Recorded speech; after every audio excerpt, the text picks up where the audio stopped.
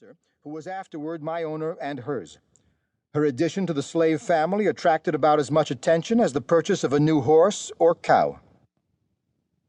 Of my father I know even less than of my mother. I do not even know his name. I have heard reports to the effect that he was a white man who lived on one of the nearby plantations. Whoever he was, I never heard of his taking the least interest in me or providing in any way for my rearing. But I do not find a special fault with him. He was simply another unfortunate victim of the institution which the nation unhappily had engrafted upon it at that time. The cabin was not only our living place, but was also used as the kitchen for the plantation. My mother was the plantation cook. The cabin was without glass windows. It had only openings in the side which let in the light, and also the cold, chilly air of winter. There was a door to the cabin, that is, something that was called a door, but the uncertain hinges by which it was hung, and the large cracks in it, to say nothing of the fact that it was too small, made the room a very uncomfortable one. In addition to these openings, there was, in the lower right-hand corner of the room, the cat-hole, a contrivance which almost every mansion or cabin in Virginia possessed during the antebellum period. The cat-hole was a square opening, about 7 by 8 inches, provided for the purpose of letting the cat pass in and out of the house at will during the night. In the case of our particular cabin, I could never understand the necessity for this convenience, since there were at least a half-dozen other places in the cabin that would have accommodated the cats. There was no wooden floor in our cabin, the naked earth being used as a floor. In the center of the earthen floor, there was a large, deep opening covered with boards, which was used as a place in which to store sweet potatoes during the winter. An impression of this potato hole is very distinctly engraved upon my memory, because I recall that during the process of putting the potatoes in or taking them out, I would often come into possession of one or two, which I roasted and thoroughly enjoyed.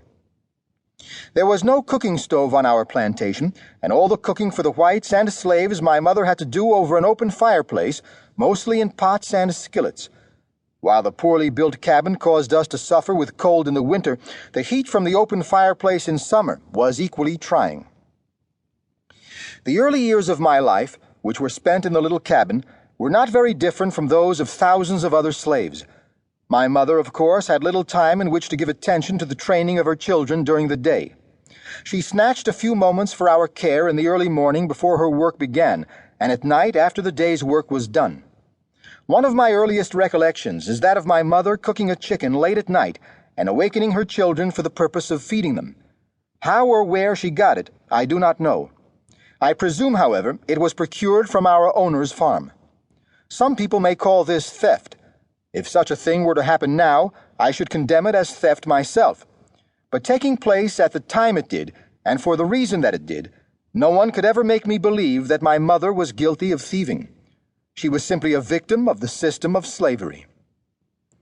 I cannot remember having slept in a bed until after our family was declared free by the Emancipation Proclamation. 3 children, John, my older brother, Amanda, my sister, and myself, had a pallet on the dirt floor, or to be more correct, we slept in and on a bundle of filthy rags laid upon the dirt floor. I was asked not long ago to tell something about the sports and pastimes that I engaged in during my youth. Until that question was asked, it had never occurred to me that there was no period of my life that was devoted to play. From the time that I can remember anything, almost every day of my life has been occupied in some kind of labor, though I think I would now be a more useful man if I had had time for sports. During the period that I spent in slavery, I was not large enough to be of much service. Still, I was occupied most of the time in cleaning the yards, carrying water to the men in the fields, or going to the mill, to which I used to take the corn once a week to be ground. The mill was about 3 miles from the plantation. This work I always dreaded. The heavy bag of corn would be thrown across the back of the horse, and the corn divided about evenly on each side.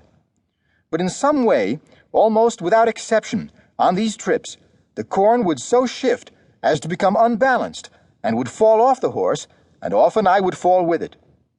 As I was not strong enough to reload the corn upon the horse, I would have to wait, sometimes for many hours, till a chance passerby came along who would help me out of my trouble. The hours while waiting for someone were usually spent in crying. The time consumed